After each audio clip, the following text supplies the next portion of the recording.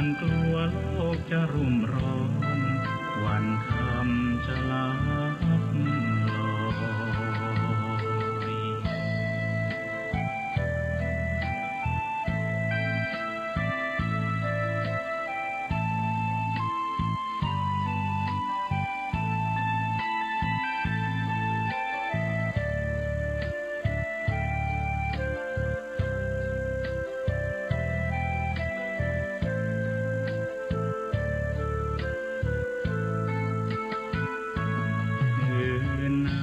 ยถ้ามีเวลาว่างจดหมายมาบ้างอย่าทำเงียบเฉยหรือโทรศัพท์เข้ามาติชมเชยถามปัญหาเถิดเอ่ยจะเฉลยให้สุนทรฝากทำนี้มาช่วยย้ำเตือน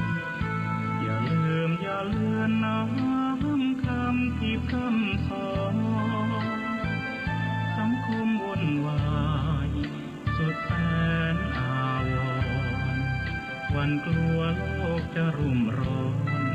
วันคำจะลับลอย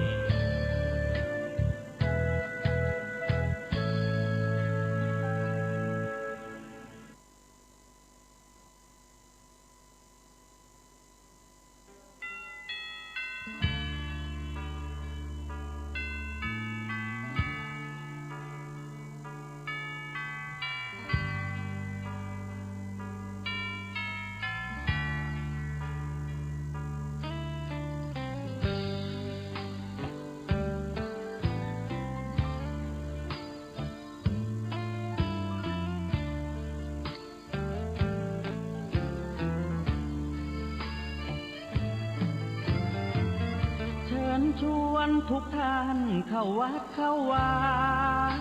ฟังธรรมะจากหลวงตาขอถวายความเคารพแด่พระเถระครูบาอาจารย์พระเจ้าประสงค์เจ้าตนเจ้าองค์ขอเจริญพรกับศรัทธาสาธุชนทุกท่านผู้เข้ามาติดตามรับชมรับฟังรายการสารธรรมยามดึกตั้งสถานีวิทยุออนไลน์ของวัดสันทรายและก็ขอต้อนรับผู้รับฟังตั้งสถานีวิทยุวัดไฟหินตำบลสุเทพอำเภอเมืองเชียงใหม่ขึ้น 104.50 เมกะเฮิรตซ์ทุกท่านกันตัวยวันนี้อาตมาภาพพระครูวรสุตตเขตเจ้าวาดวัดสันทรายตำบลศรีดงเย็นอำเภอชัยประการจังหวัดเชียงใหม่ก็มาทำหน้าที่พบปะกับทุกท่านในช่วงยามดึกทุกๆวันจันทร์เราก็มาพบมาปะกันในยามดึกกันอย่างนี้ 4 ทุ่มถึง 5 ทุ่มวันนี้ปะกันในยามดึกของวันจันทร์ที่21เดือนมิถุนายนพุทธศักราช2564วันนี้ก็ตรงกับเดือน10เหนือออก12ค่ำศรัทธาสาธุชนทุกท่านก็เป็นโอกาสที่เราทุกท่านก็มาพบมาปะกันในยามดึกกันอย่างนี้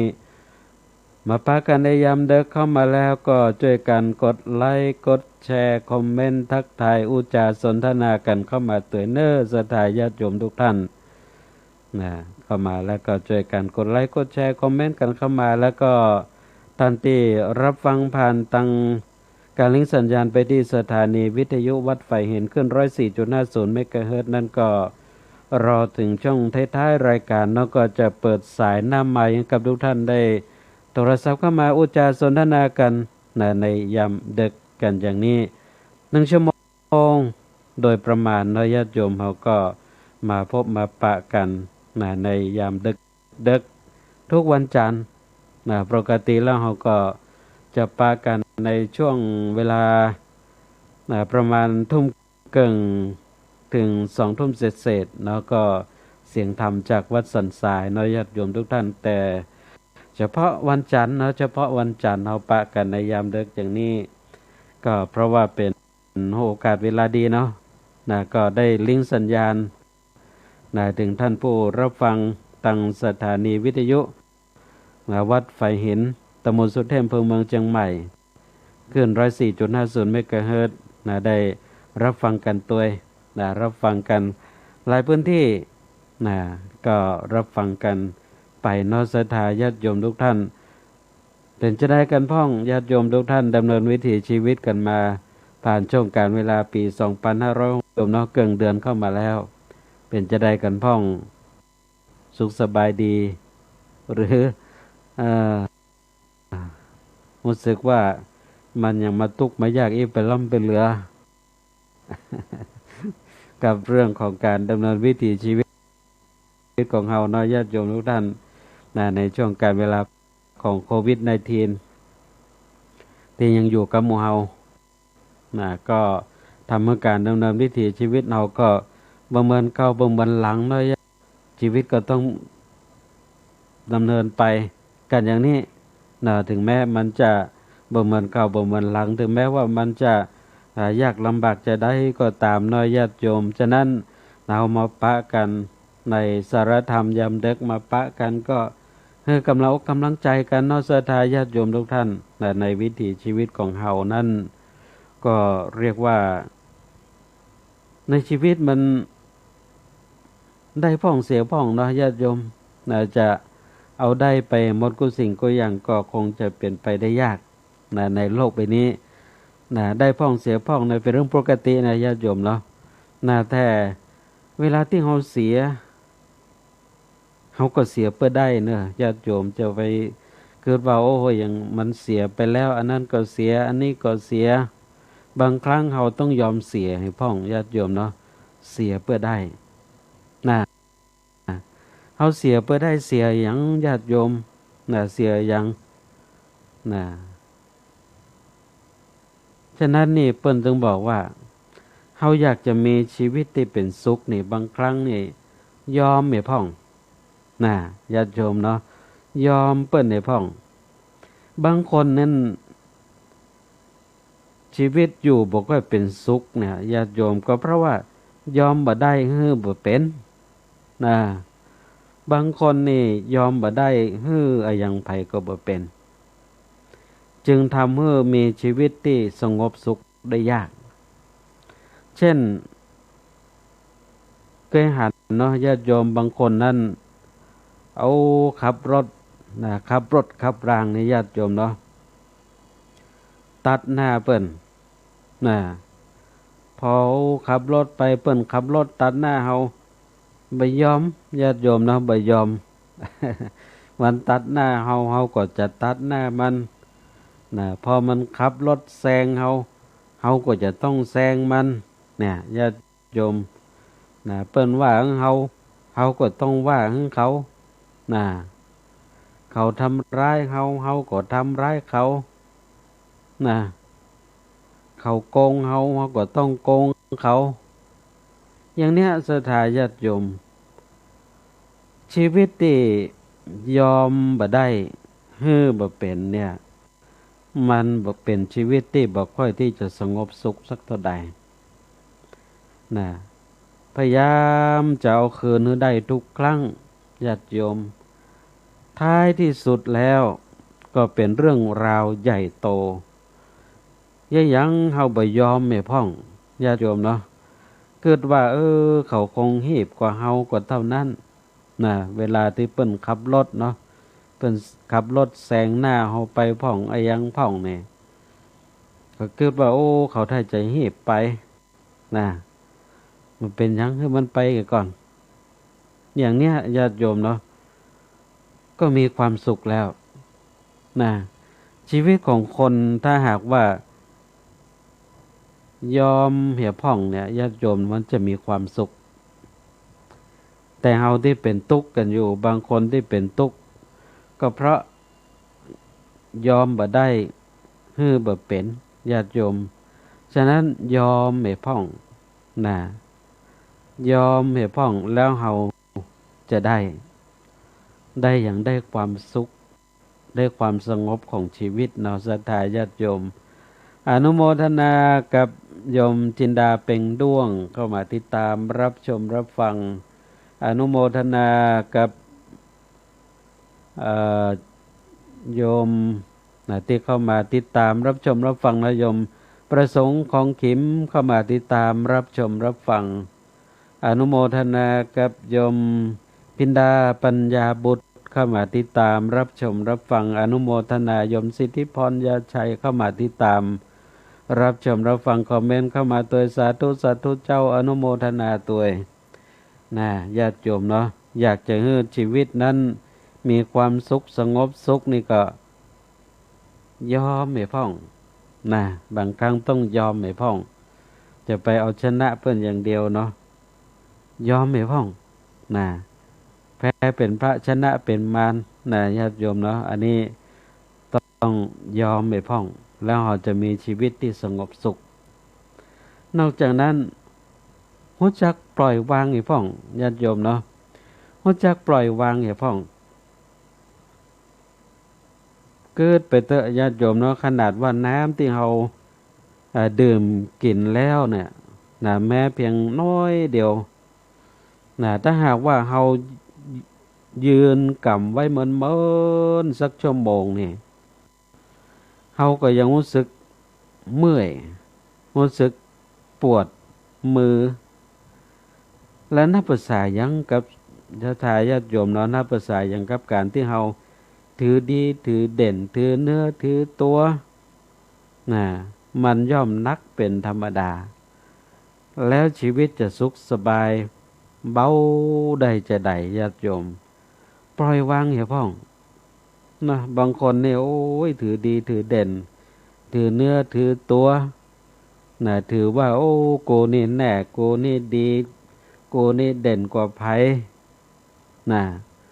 ไปที่ไหนก็โอ้ยถือดีถือเด่นอวดเนื้ออวดตัวเนาะเป็นคนธรรมดาธรรมดาเนี่ยม่วนเป็นคนธรรมดาธรรมดาเนี่ยม่วนญาติโยมเนาะปล่อยวางให้พ่อง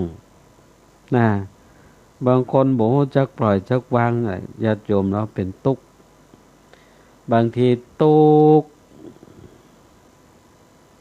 เลยวันเลยคืนเพราะบ่รู้จักที่จะปล่อยวางฉะนั้นปล่อยวางให้พ่องเราจะได้มีชีวิตที่สุขสบายเบาญาติโยมสุขสบายเบาเพราะว่าถ้าเรารู้จักปล่อยวางให้แล้วเราก็จะมีชีวิตที่เป็นสุขอย่างนี้นอกจากนั้นญาติโยมอภัยให้พ่องอภัยให้พ่องเนาะญาติโยมทุกท่านคำว่าอภัยนั้นถ้าว่าไปแล้วเนี่ยเป็นกรรมง่ายๆเนาะญาติโยมเนาะอภัย อภัยเป็นคำง่ายๆสั้นๆที่เวลาที่จะอ้างออกมามันก็บ่ใช่ยากอภัยอนุโมทนากับคุณครูกนกวรรณสมหวังคุณครูโรงเรียนบ้านแม่ทะลบเนาะก็เข้ามาติดตามรับชมรับฟังขออนุโมทนาตัวคำว่าอภัยเนี่ยญาติโยมเนาะเป็นคำง่ายๆสั้นๆอ้างออกมาก็บ่ยากแต่ภายในจิตใจหลายคนนั้นยากกว่าหลายเท่าอภัยเนี่ยง่ายเนาะแต่ว่าในใจเนี่ยบางทีมันอ้างนั้นยากบางทีนั้นปากนั้นเปิดให้อภัยแล้วปากนั้นแต่ว่าอภัยหน่อยญาติโยมแต่ว่าตั้งในตั้งในใจนั้นยังปิดสนิทอยู่คนที่ได้ยินเขาบอกว่าอภัยแล้วเนี่ยได้ยินก็โล่งใจแล้วแต่คนที่ให้อภัยที่ใจปิดอยู่นั่นนี่ยังอึดอัดยังร้อนรนอยู่แล้วว่ายังบ่เป็นสุขได้เพราะมันเพียงแค่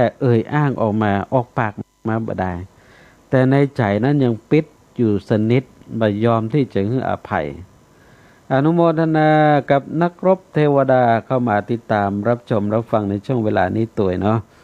อนุโมทนากับโยมสิริพรงิ้วสูงเข้ามาติดตามรับชมรับฟังในช่วงเวลานี้ตัวอ อนุโมทนากับโยมอุตสาโภชนาเข้ามาติดตามรับชมรับฟังในช่วงเวลานี้ตัวฉะนั้นนี่ศรัทธาญาติโยมหัดอภัยให้เป็นแล้วชีวิตเราจะได้บ่ผูกใจเจ็บไปตลอดชีวิตนะโอ้ยจะไปถือโทษโกรธเคืองจะไปอย่างกันเป็นล่ำเป็นเหลือเนาะญาติโยมนะบ่เมินก็ตึงต้องตายจากกันไปแล้วนะอภัยให้กันพงเตอเนาะการใจชีวิตของเฮาอยู่บนโลกนี้นะอภัยให้เขาแล้วใจเฮาก็เป็นสุขเนาะอนุโมทนากับโยมแม่จงดีเชื้อกันทาตังบ้านสันทรายคลองน้อยอำเภอฝางเข้ามาติดตามรับชมรับฟังคอมเมนต์เข้ามาสาธุสาธุฟังอยู่เจ้าอนุโมทนาเตเนอร์เข้ามาติดตามรับชมรับฟังแล้วก็ช่วยกันกดไลค์กดแชร์กันไปเตเนอร์ญาติโยมเนี่ยคนละแชร์คนละแชร์ช่วยกันแชร์ต่อกันไปตัวมาถึงข้อที่สี่เนาะญาติโยมเนาะลืมไม่ห้องนะบางคนนี่จำแม่นนะโยมเนาะบอกเคยลืมไปเลยลืมไม่พ้องแล้วเขาจะเป็นสุขลืมไม่พ้องญาติโยมเพราะเขาจะไปจำทุกเรื่องนะโดยเฉพาะเรื่องที่บ่น่าจำแต่มันก็แปลกศรัทธาญาติโยมแต่เรื่องที่บ่น่าลืมนั้นเฮากับลืมมันเป็นอย่างนี้เนาะชีวิตญาติโยมเนาะมันจึงทำเมื่อบางครั้งเนี่ยชีวิตของเฮาจึงหาความสุขได้ยากเพราะเฮาลืมบ่ค่อยได้ฉะนั้นเพิ่นจึงบอกว่าอยากจะให้ชีวิตมีความสุขนั้นลืมไม่พ้องจะไปจำเห็นทุกเรื่องนะโดยเฉพาะเรื่องที่มันบ่น่าจำเรื่องที่มันบ่น่าจำนั้นก็คือเรื่องที่ทำให้เรานึกถึงเมื่อใดก็เป็นทุกข์นั่นแหละญาติโยมอย่างที่มันบ่ม่วนอกบ่ม่วนใจเวลานึกถึงแล้วลืมมันไปพ้องจะไปจำญาติโยมจะไปปล่อยให้มันอยู่ในความทรงจำของเราแล้วทำให้เราเป็นทุกข์อยู่ร่ำไปจำเรื่องราวที่มันทำให้เรามีความสุขเรื่องราวที่เรานึกถึงครั้งใดเวลาใดก็มีความสุขนะการใช้ชีวิตของเรานั้นมันจึงมีญาติโยมจึงมีช่วงเวลาที่มันเป็นช่วงเวลาแห่งความสุขของเรานะใช้ชีวิตอยู่ด้วยกันเป็นคู่สามีภรรยากันนะญาติโยมเป็นคู่สามีภรรยากันแต่พอเวลาคนใดคนหนึ่งล้มหายตายจากกันไปแล้วบางคนน่ะโจดจำแก่ในเวลาที่คนที่เขาฮักล่วงลับดับขันไปแล้วก็เก็บให้เป็นทุกข์แต่ลืมนึกถึงห่วงเวลาที่อยู่ด้วยกันยาวนานห่วงเวลาที่มันเป็นความสุขนะห่วงเวลานั้นคือห่วงเวลาที่เราต้องนึกถึงเนาะนึกถึงภาพความทรงจำดีๆที่เราเคยอยู่ด้วยกันเคยใช้ชีวิตอยู่ด้วยกันที่มันมีความสุขนึกถึงเรื่องนี้แล้วมีความสุขจำเด้อญาติโยมเราจะไปลืมแต่เรื่องที่เรานึกถึงเมื่อใดมันก็เป็นความทุกข์ในใจของเราเนี่ยลืมมันไปเหี่ยได้นั้นเราจะเป็นสุขก็เหมือนกับขยะที่มันรกอยู่ในความทรงจำของเรานั้นกวาดมันทิ้งไปพ่องน้อยญาติโยมเราใจโทรศัพท์มือถือเนี่ยญาติโยมเนาะเราใจโทรศัพท์มือถือในยุคสมัยปัจจุบันเนี่ยที่มันเป็น เชื่อมต่อด้วยอินเทอร์เน็ต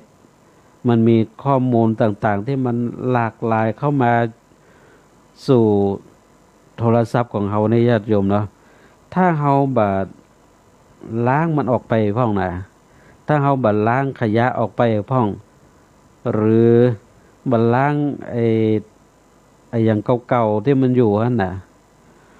เครื่องโทรศัพท์เฮาก็จะอืดนะมันมันจะอืดแล้วก็มันบักคล่องเนาะญาติโยมแล้วก็ทำให้สัญญาณอินเทอร์เน็ตก็บ่ค่อยดีสักเท่าใดตัวเองนะฉะนั้นโทรศัพท์เราก็ต้องหมั่นล้างขยะนะล้างขยะออกไปฉันได้ก็ตามญาติโยมเนาะในใจของเฮานี่ก็เหมือนกันโอ้อยู่มากี่ปีญาติโยมนะบางคนอยู่มาได้50 ปี60 ปีเนี่ยถ้าเฮาบัดล้างขยะในใจของเฮาออกไปพ่องนะขยะในใจของเฮานั่นคือสิ่งที่เฮานึกถึงเมื่อใดมันก็เป็นความทุกข์นี่แหละญาติโยมอันนั้นน่ะล้างมันออกไปหานะล้างมันทิ้งมันขว้างไปหานะทำมือใจเฮามันหมดมันใสนะเก็บไว้เฉพาะความทรงจำที่ดีๆนั้นดีกว่าจะทำให้เฮานั้นมีชีวิตที่เป็นสุขในญาติโยมทุกท่านลองสำรวจตรวจพอตัวของเฮาว่าเฮาลืมแม่พ่องได้ก่อนะหรือบางคนนั้นลืมตึงบ่ได้นะจดจำขนาดนะไผคนนั้นคนนี้นะคนนั้นมันหวังเฮาคนนั้นมันแกล้งเฮานะคนนั้นมันเยอะเฮาเจ็บช้ำน้ำใจนะคนนั้นมันใส่ร้ายใส่ความเฮาเนี่ยญาติโยมเนาะหมดเนี่ยมันจังบ่เคยลืมกันนะบางพ่องเขาถึงจะจำไปตลอดละนะเช่นใดหัวบ่ลงหลุมเนี่ยตึงบ่ลืมเนี่ยญาติโยมเนาะโอ้อันนี้อาฆาตหนัก โอ้แล้วหาความสุขได้ยากญาติโยมเนาะหมู่นี้คือสิ่งที่เราจะต้องลืมหัดลืมไปพ่องญาติโยมเนาะนะหัดลืมไปพ่องถ้าหากว่าเราอยากจะใช้ชีวิตให้เป็นสุขบนโลกใบนี้หัดลืมไปพ่องฝึกลืมไปพ่องลืมสิ่งที่ทำให้เรานึกถึงก็เป็นทุกข์บ่ม่วนใจแต่จำสิ่งที่เรานึกถึงแล้วมันมีความสุขสร้างกำลังใจให้กับตัวของเราอันนั้นแหละควรจำบ่ควรลืมแต่เรื่องใดก็ตามที่นึกถึงแล้วมันเป็นทุกข์มันทิ่มแทงใจของเรานะอยู่บ่ได้กินบ่ได้นอนบ่หลับเนี่ยอันนั้นแหละควรที่จะรีบลืมไปหาดีลีทลบขว้างไปหาศรัทธาญาติโยมเนาะแล้วชีวิตเราจะอยู่เป็นสุขนอกจากนั้นศรัทธาญาติโยมถอยแห่พ่องนะบางพ่องบอกว่าโอ้ในชีวิตนี้บ่มีเกียร์ถอยเดินหน้าอย่างเดียวญาติโยมเดินหน้าอย่างเดียวอ่ะ เอาลองพอเนาะเอาขับรถขับรางมันยังมีเกียร์ถอยญาติโยมเนาะมันยังถอยกันพ่องจะไปตั้งหน้าอย่างเดียวไปได้จะได้เผื่อว่ามันหลงทิศหลงทางไปปะใส่ตังตันเนี่ยญาติโยมมันไปบ่ได้หรือทางเส้นนั้นมันบ่ดีเป็นลมเป็นลมเป็นบ่อเป็นม่งนะก็ถอยปิกไปในทางที่มันขับม่วนไปสะดวกเนี่ยญาติโยมเนาะฉะนั้นเนี่ยในชีวิตเนี่ยก็ต้องถอยเหี่ยพ่องมาไม่ใช่ว่าเฮาการนะถอยเนี่ยญาติโยมเนาะคือถอยมาตั้งหลักนะเฮาจะกระโดดไปตั้งหน้าได้ไกลขึ้นถ้าหากว่าเฮาถอยหลังมาตั้งหลักให้ดีๆนะญาติโยมอันนี้ญาติโยมลองรับตานึกพอนักกีฬากระโดดไกหรือว่านักกีฬาค้ำถ่อหมดเนี่ยญาติโยมเนาะ เวลาเขาจะกระโดดให้มันได้ไกลๆเขาต้องถอยหลังนะต้องถอยหลังให้ก่อนโอ้ญาติโยมมันกระโดดได้ไกลเนอะแต่ถ้าหากบัดถอยนี่ กระโดดไปบ่ไกลตกต่ำหน้าเนี่ยญาติโยมเนาะฉะนั้นถ้าหากว่าเราอยากจะก้าวไปให้ไกลนั้นถอยหลังให้พ่องตั้งหลักให้ดีๆเพราะฉะนั้นนี่ญาติโยมเนาะบางเรื่องบางเวลาเนี่ยเพิ่นบอกว่าต้องรู้จักถอยมาตั้งหลักให้ก่อนต้องรู้จักถอยมาตั้งหลักให้ก่อนจะรอเวลาและโอกาสในการที่จะสู้ไปตั้งหน้าในครั้งต่อไปญาติโยมทุกท่านอันนี้เป็นเรื่องที่เฮานำมาใช้กับชีวิตของเฮาเนี่ยญาติโยมชีวิตมันต้องไปตั้งหน้านั้นแน่นอนแต่ในช่วงเวลาหนึ่งบางคณะบางเวลานั้นเฮาก็ต้องถอยปิกไม้พ่องถอยมาตั้งหลักญาติโยมอย่างช่วงเวลาเนี่ยช่วงเวลาของโควิดเนี่ยญาติโยม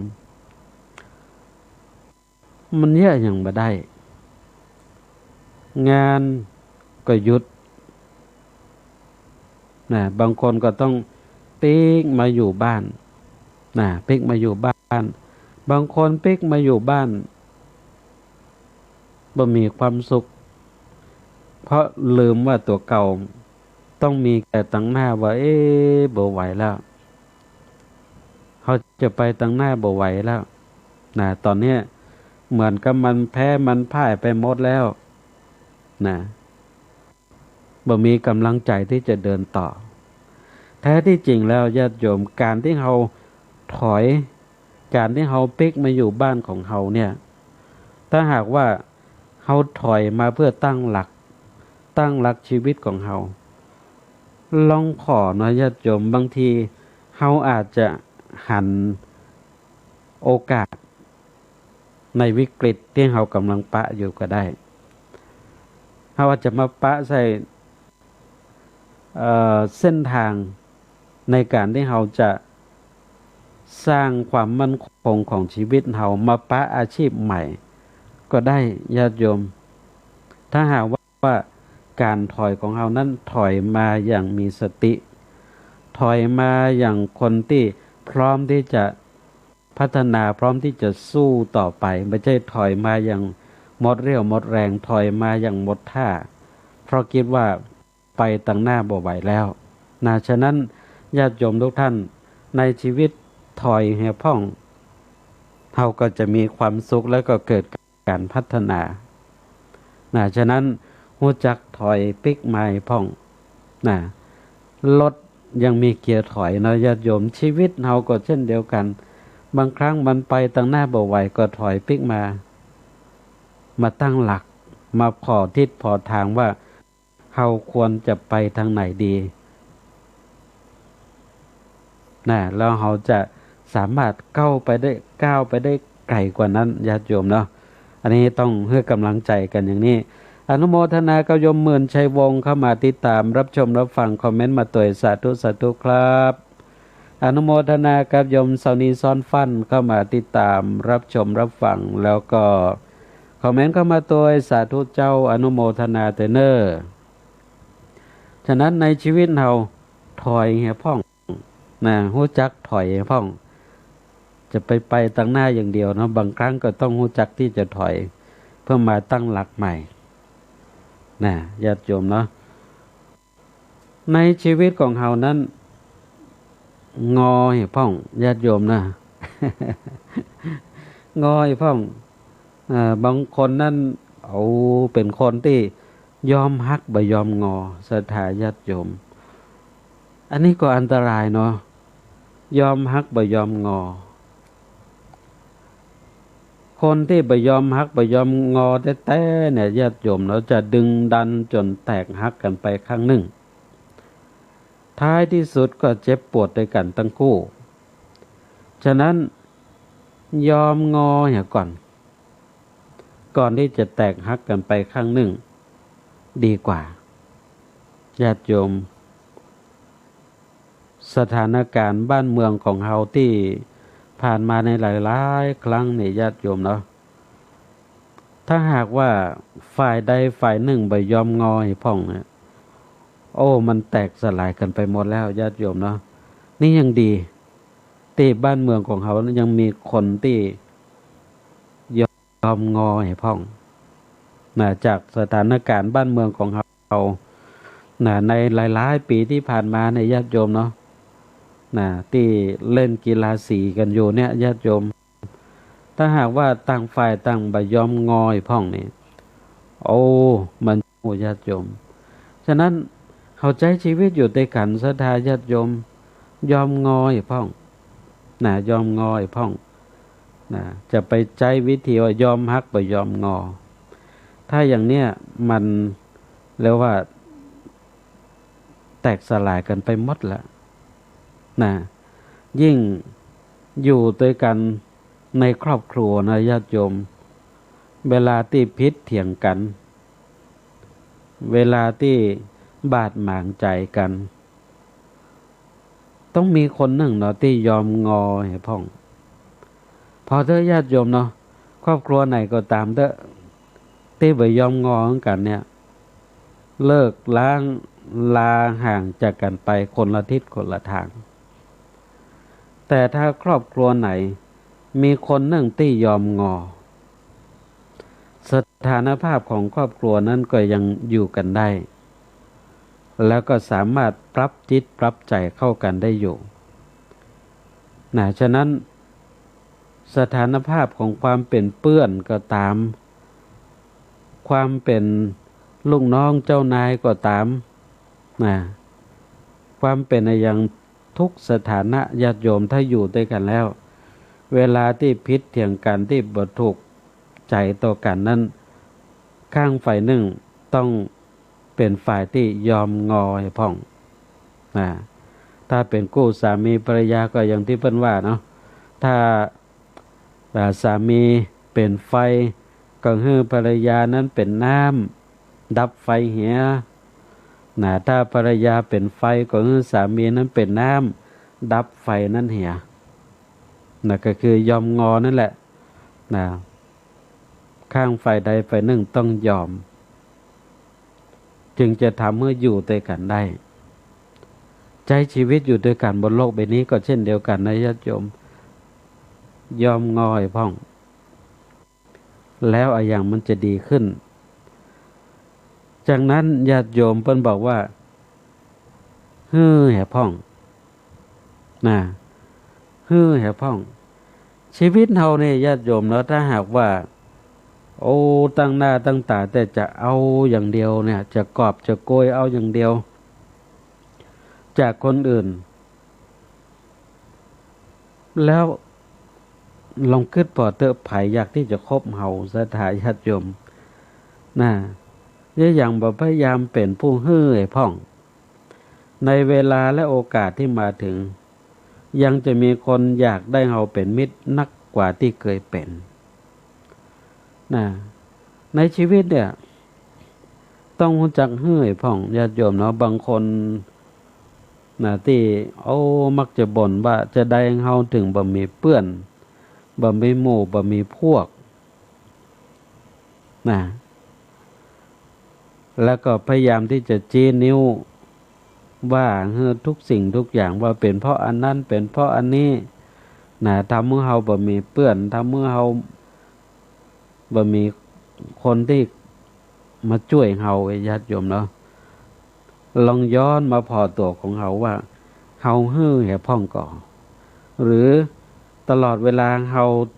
จะเอาอย่างเดียวตั้งหน้าตั้งตาจะเอาจากคนอื่นอย่างเดียวบ่ยอมฮื้อไผเลยนั่นแหละจึงทำให้ในชีวิตของเฮานั้นมันบ่มีไผเป็นเปื้อนและบ่มีไผที่จะช่วยเหลือเฮาในยามที่เฮาตกทุกข์ได้ยากสถาญาติโยมฉะนั้นในชีวิตฮื้อแห่พ่องนะญาติโยมแล้วเฮาจะได้อย่างหลายๆอย่าง ในชีวิตนั้นเพิ่นบอกว่าพักเหี่ยวพ่องนะพักเหี่ยวพ่องนะจะไปใช้เวลาเกิ่งชีวิตที่เฮาเนี่ยการทำงานหาเงินนะใช้เงินที่หามาได้ทั้งชีวิต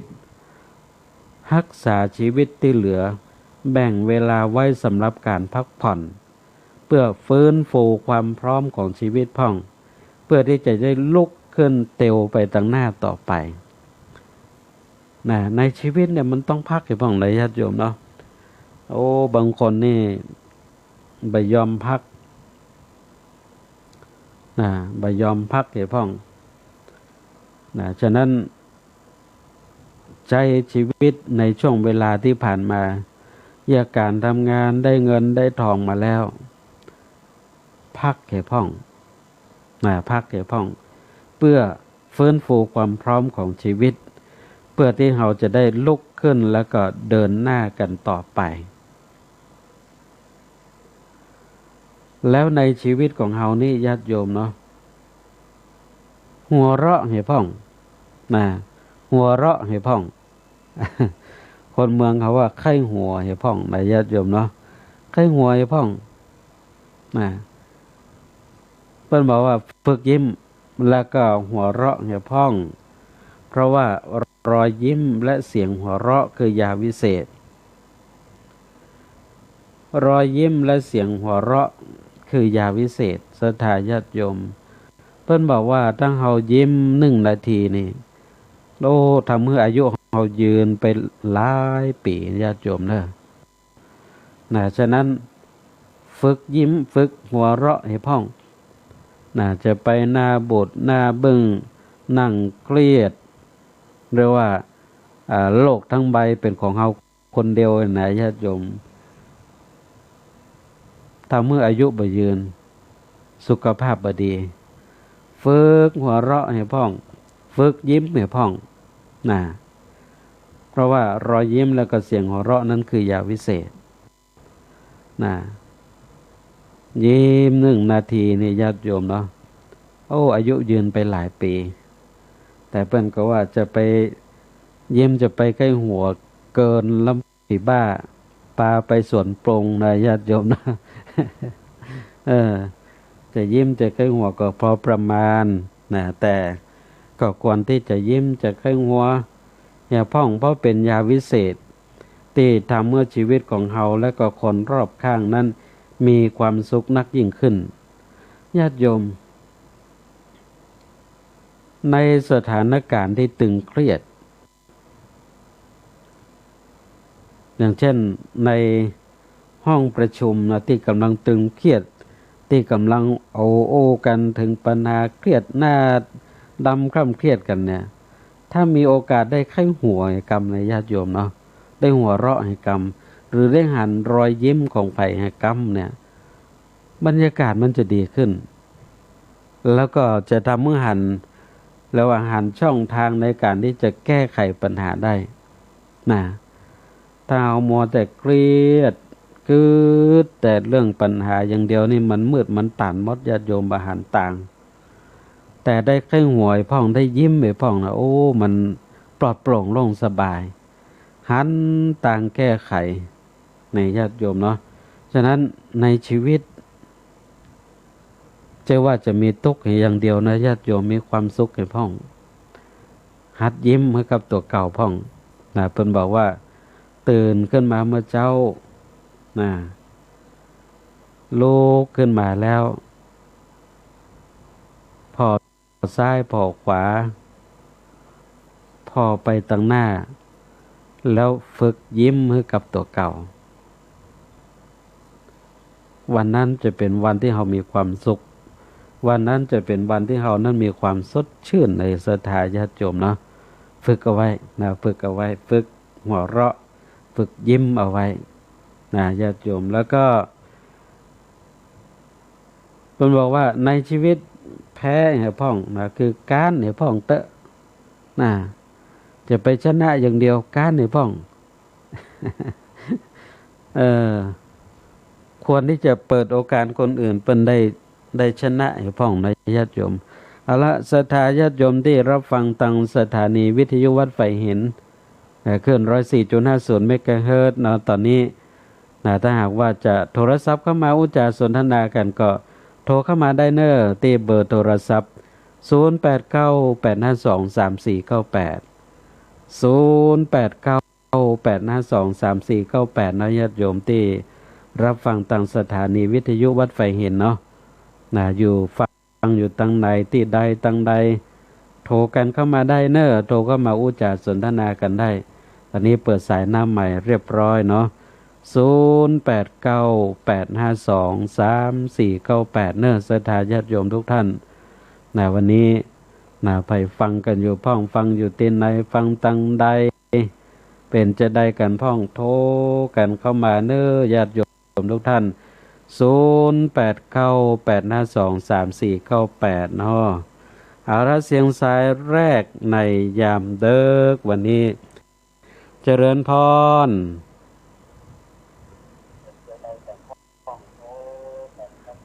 เจริญพร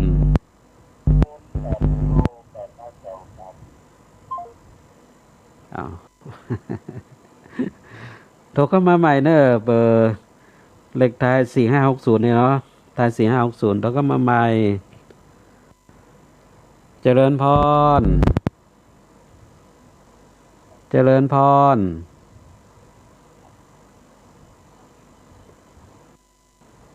เจริญพร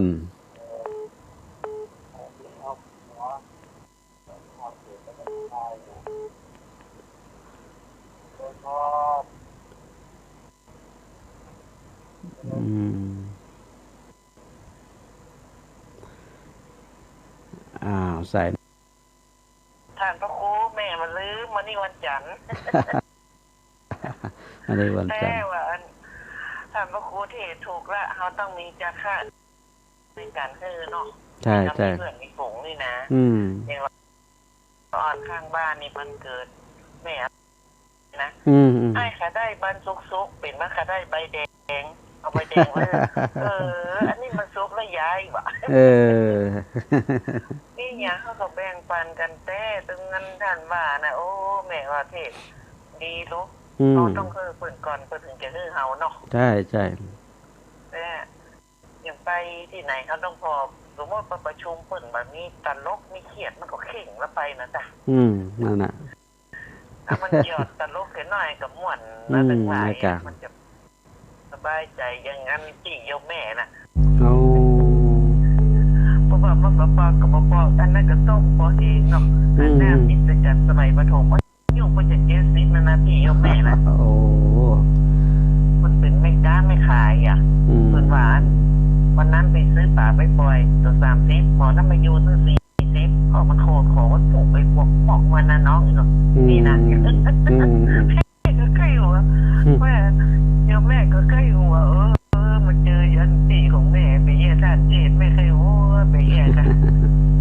เขามาให้บดีไปมาเทศตอนดึกนี่นะแต่เมื่อเจ้าแม่มาให้ตื่นเลยถ้ายังอีไม่ดูข่าวแล้วแม่มาฟังอีแม่ฟังได้เมื่อเจ้าที่3นี่แม่ก็ลุกละครับนวัตกรรมนี่แทนฟันโดยอันนี้นะแทนพันแท้นั่นเนอโอ้สาธุโยมแม่เจ้าสาธุโมทนาเนอเจ้าเอาละเสียงสายที่2ในยามดึกวันนี้ญาติโยมทุกท่านเนาะก็เป็นเสียงสายจากโยมแม่ตังอำเภอสันทรายโทรศัพท์เข้ามาเพราะว่าเป็น FC แฟนพันธุ์แท้ทุกวันจันทร์ก็ตัวติดตามรับฟังเนาะขออนุโมทนาตัว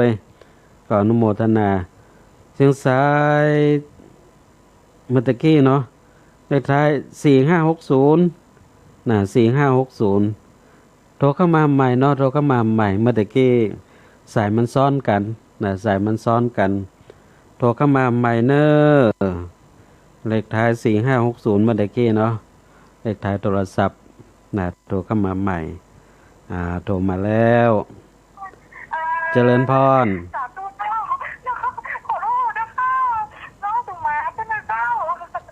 เป็นยังคือ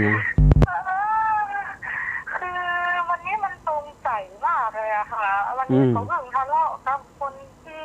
รู้จักกันเนี่ย เนาะอ๋อเขาก็ยอมแล้วเขาก็ปล่อยแล้วแต่เขาก็ปล่อยอะค่ะเขาแบบเขาผูกใจเจ็บก็เขาอย่างเ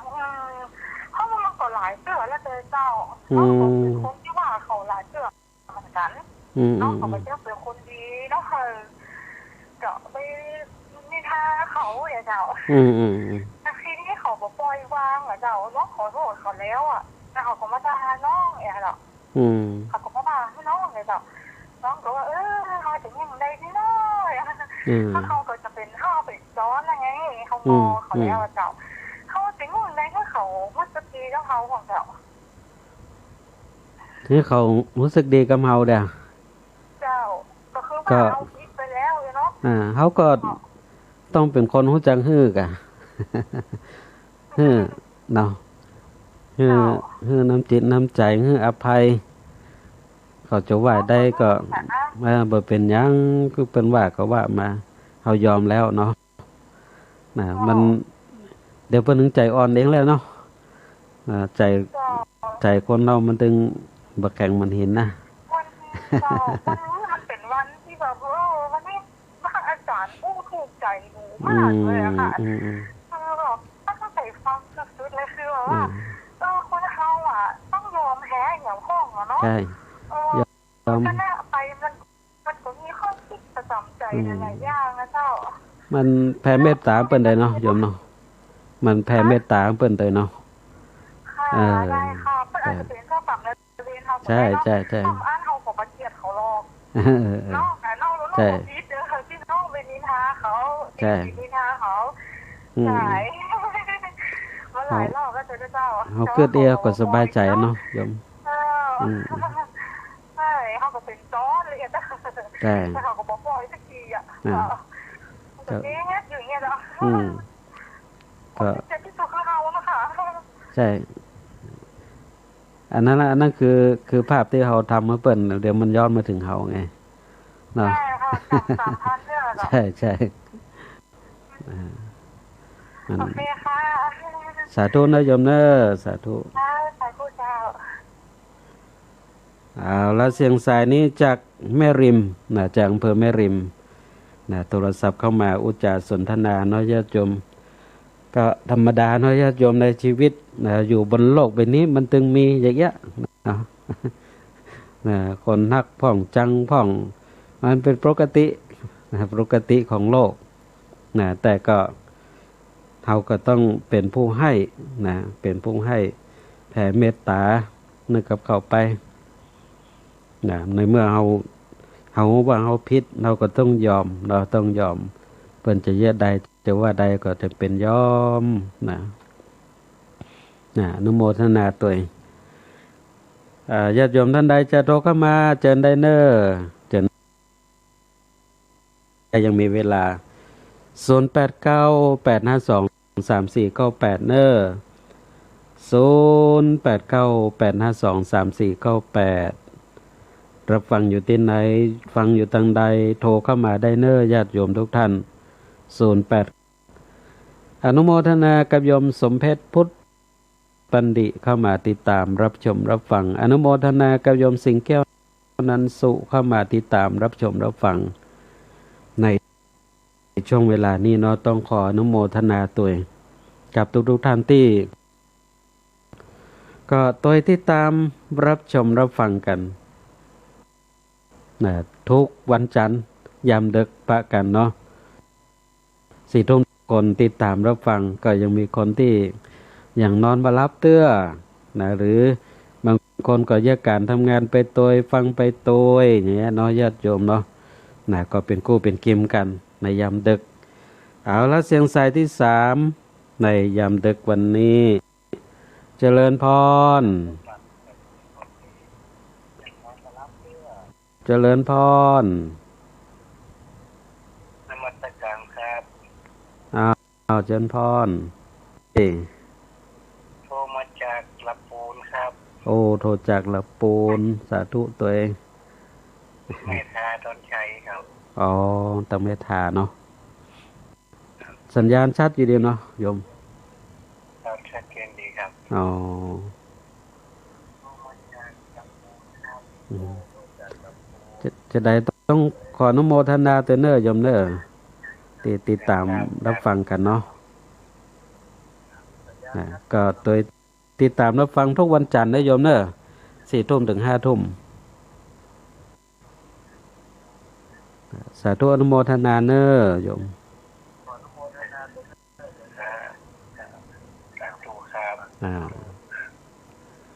เอาแล้วเสียงสายที่3ในยามดึกวันนี้ตังแม่ทาละปูนตังแม่ทาละปูนโทรศัพท์เข้ามาโยมอุบาสกพจายเนาะโทรศัพท์เข้ามารับฟังอยู่ตังแม่ทาละปูนต้องขออนุโมทนาตัวเองศรัทธาญาติโยมนะถ้าเบอร์โทรเข้ามาก็บ่ฮู้ไปฟังห้องฟังอยู่ที่ไหนตังใดเนาะถ้าตังสถานีวิทยุนะก็จึงเชิญทุกท่านได้โทรกันเข้ามาส่วนที่ถ่ายทอดสดนี้ก็หันภาพหันชื่อว่าใครฟังอยู่เนาะก็คอมเมนต์ทักทายอุจจาสนทนากันกดไลค์กดแชร์กันไปตัวแล้วก็ที่รับฟังทางสถานีวิทยุก็โทรศัพท์เข้ามาได้นะยังมีเวลา0898523498เนาะโทรศัพท์กันเข้ามาได้อุจจาสนทนากันในยามดึกกันอย่างนี้ชีวิตของเฮาศรัทธาญาติโยมแพ้เหรอพ่องยอมการเหรอพ่องเป็นคนการเหรอพ่องจะไปชนะไปหมดได้จะได้ชีวิตคนเฮานี่ญาติโยมเนาะเอาละเสียงสายที่4ในยามดึกวันนี้เจริญพรขอสัตย์เจ้าค่ะครูนี่ครูจากสันกำแพงเจ้าจากสันกำแพงเนาะเจ้าสาธุฟังอยู่เนื้อหาสาระกับม่วนนี่เนาะเจ้าอันเรื่องเตียนที่ว่าเจ้าบอกตอนนั้นเนี่ยคนที่เขาว่าอย่างนี้ขอเป็ดอย่าทำเขาตลอดที่คนพูดมันผิดอย่างเขาเจ้าดีละโยมดีละใจเขาเป็นสุขก็ดีแล้วเนาะปัจจุบันได้กับจังเขาเจ้าอยู่ไปอย่างเงี้ยเนาะเป็นสุขดีเจ้าแล้วก็พูดเจ้าแม่ยุคแม่ก็ฟังตลอดแต่วันได้โทรกำลังโทรอยู่ได้โอ้ได้ก็ขออนุโมทนาได้นะโยมเนาะสาธุเสียงสายที่4ในยามดึกวันนี้เสียงสายที่4ต้องขออนุโมทนาตัวก็ชีวิตคนเราเนาะญาติโยมมันจะเป็นต้องชนะไปทุกเรื่องบางเรื่องเอาการในพ่องก็ได้เตียวหนีไปพ่องก็ได้หรือว่าจะลบหลีกไปพ่องก็ได้ประจำเป็นต้องเผชิญหน้าฟาดฟันกันหูแพ้หูชนะกันไปข้างหนึ่งชีวิตเราชีวิตเขาจะได้สงบสุขขึ้นได้พ่องเนาะญาติโยมเนาะยอมการในพ่องบางคนจะเอาชนะอย่างเดียวมันไม่มีที่ไหนเนาะญาติโยมมันต้องมีการพ่องกันในชีวิตแม้แต่ทั้งในเกมกีฬาไอ้คนที่เก่งๆชนะมาตลอดมันก็ยังมีช่วงเวลาที่มันการได้อยู่ในญาติโยมนะฉะนั้นชีวิตเราจะเป็นสุขก็ยอมการให้พ่องเที่ยวหนีให้พ่องลบหลีกไปให้พ่องถึงขนาดนั้นญาติโยมทุกท่านนี่ในวิถีชีวิตของเราเนี่ยอยากจะอยู่ให้เป็นสุขต้องพยายามอีกกันอย่างเนี้ยญาติโยมแล้วเราจะอยู่เป็นสุขในชีวิตของเราตอนที่จะโทรศัพท์เข้ามายังมีเวลาเนาะแหมสักสายนึงเนอะถ้าหากว่าจะโทรเข้ามา0898523498เนอะญาติโยมที่รับฟังทางสถานีวิทยุวัดไฟหินขึ้น 104.50 เมกะเฮิรตซ์เนาะถ้าจะโทรเข้ามาก็เชิญได้เนาะได้แหมสักสายนึงซึ่งก็เขาก็มาช่วงท้ายๆของรายการแล้วเนาะญาติโยมมาช่วงท้ายๆของรายการแล้ว1 ชั่วโมงเต็มเขาอยู่ด้วยกันเนาะตอนนี้มาถึงช่วงท้ายของรายการแล้ว อนุโมทนากับโยมร้านน้องแบงค์ภูไทยเข้ามาติดตามรับชมรับฟังขออนุโมทนาตัวจะทำให้ชีวิตเป็นสุขศรัทธาญาติโยมเนาะต้องเสียให้พ่องเสียเพื่อได้นะเสียเพื่อได้เนาะญาติโยมดังที่ได้กล่าวถึงไปแล้วยอมให้พ่องปล่อยวางให้พ่องอภัยให้พ่องลืมให้พ่องถอยให้พ่องงอให้พ่องฮือให้พ่อง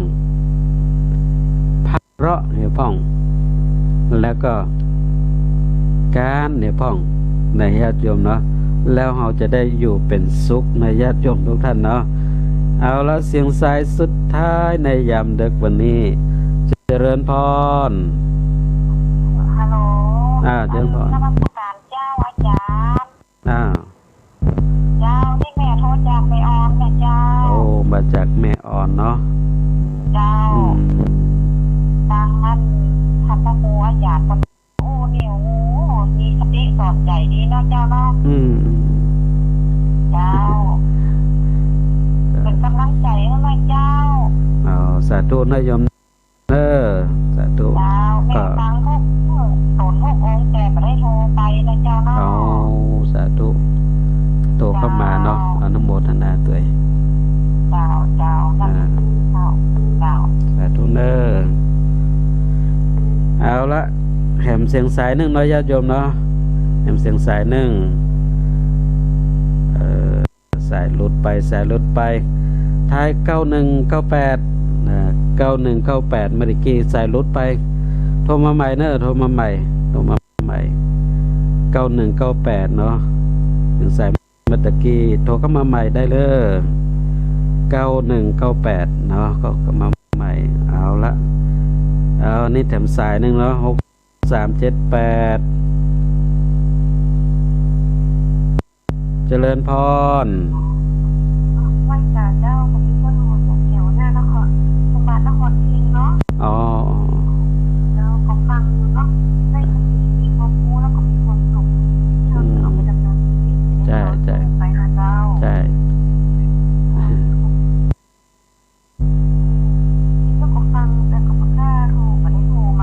อนุโมทนาเลยเนาะที่โทรเข้ามาก็เราขอให้การก็ได้ความว่าเขาจะเอาไปคนใจชีวิตประจำวันเพราะ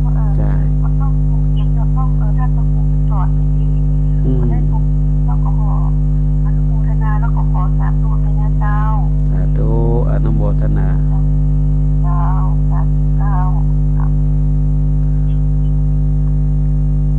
เอาละศรัทธาญาติโยมนะมาเสียงสายนี้จากญาติโยมตั้งหน้าโรงพยาบาลนครพิงค์ก็โทรศัพท์เข้ามาต้องขออนุโมทนากันตัวก็มาถึงช่วงท้ายเวลากันแต้ๆและญาติโยมเนาะมาถึงช่วงท้ายเวลาแต้ๆถึงสายเมื่อตะกี้ที่ลดไปก็9198นั่นก็เอาเป็นวันจันทร์หน้าเนาะมีโอกาสก็โทรเข้ามาใหม่วันนี้เวลาหมดเวลาอย่างแล้วญาติโยมทุกท่านเมื่อเวลาหมดเวลาก็ได้เวลาที่จะนำรายการสารธรรมยามดึกจากลาท่านผู้ฟังกันไปด้วยโอกาสเวลาเพียงเท่านี้อาตมาภาพพระครูวรชัยประการจังหวัดเชียงใหม่ก็ทำหน้าที่นำเสนอสารธรรมนำฝากกับทุกท่านในยามดึกกันอย่างนี้ทุกวันจันทร์วันนี้ก็เวลาหมดเวลาแล้วก็ได้โอกาสเวลาที่จะนำสารธรรมยามดึกจากลาท่านผู้ฟังกันไปโดยโอกาสเวลาเพียงเท่านี้ขอบพระคุณพระเถระครูบาอาจารย์พระเจ้าประสงค์จุตนจุองค์ที่เข้ามาติดตามรับชมรับฟังแล้วก็อนุโมทนากับศรัทธาญาติโยมทุกท่านที่ติดตามรับชมรับฟังแล้วก็กดไลค์กดแชร์คอมเมนต์ทักทายอุจาสนทนากันเข้ามาตัวแล้วก็อนุโมทนากับศรัทธาญาติโยมที่รับฟังจากการลิงก์สัญญาณไปที่สถานีวิทยุวัดฝ่ายหินขึ้น 94.50 เมกะเฮิรตซ์ทุกท่านตัวที่ติดตามรับชมรับฟังแล้วก็โทรศัพท์เข้ามาอุจจาสนทนากันเนาะศรัทธาญาติโยมทุกท่านขออำนาจคุณพระศรีรัตนตรัยและก็สิ่งศักดิ์สิทธิ์ทั้งหลายคนบุญกุศลที่ศรัทธาญาติโยมทุกท่านได้ปั้มเป่งประกอบกระทำบำเพ็ญให้เป็นไปจนได้กลับกลายเป็นภวะปัจจัยเป็นอุปนิสัยหนุนส่งเจริญโชคดีมีใจอยู่เย็นเป็นสุขเหมือนกันทุกท่านทุกคนขอทุกท่านจงเจริญในธรรมในองค์สมเด็จพระสัมมาสัมพุทธเจ้า